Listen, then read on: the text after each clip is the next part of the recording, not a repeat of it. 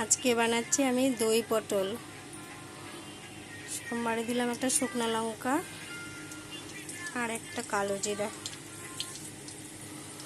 কালকে ভিডিও দিতে পারিনি, শরীর খুব খারাপ, আমার প্রচণ্ড জ্বর, গলা ব্যথা, কাশি, তাই কালকে আমি ভিডিও দিতে পারিনি।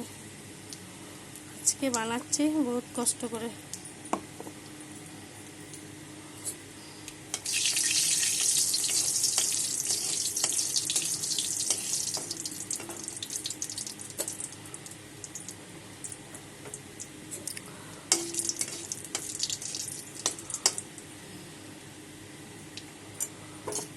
আর এখানে আছে 6টা কাঁচা লঙ্কা, একটু আদা, সব একসাথে দিয়ে দিলাম। আর আছে এখানে আধা চামচ জিরার গুঁড়া, আধা চামচ ধনের গুঁড়া, আর আধা চামচ কাশ্মীরি লঙ্কার গুঁড়া, আর অল্প হলুদ। সব মশলা এখন আমি একসাথে কষাবো।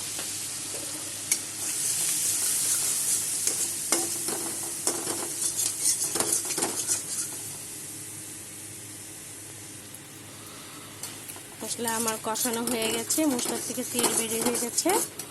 এখন আমি চেটিয়ে রাখা টক দইটা দিয়ে দেব।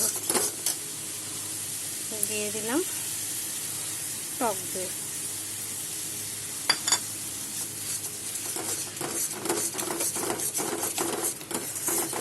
এটা কিছুক্ষণ কষবে, তারপরে পটলটা দিয়ে দেব।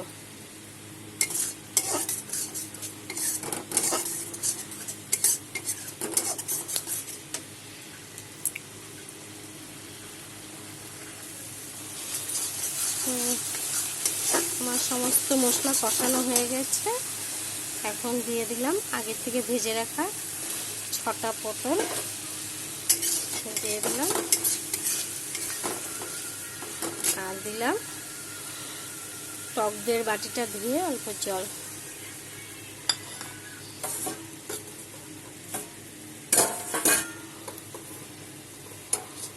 দিলাম অল্প লবণ, টেস্টের জন্য অল্প চিনি দিয়ে দিলাম।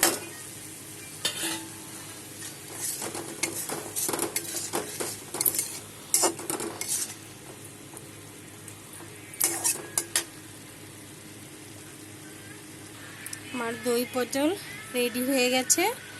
তোমরা এরকম করে বানাবে, বানিয়ে খেয়ে বলবে কেমন হয়েছে। লাইক করবে, কমেন্ট করবে, শেয়ার করবে এবং সাবস্ক্রাইব করবে। Thank you.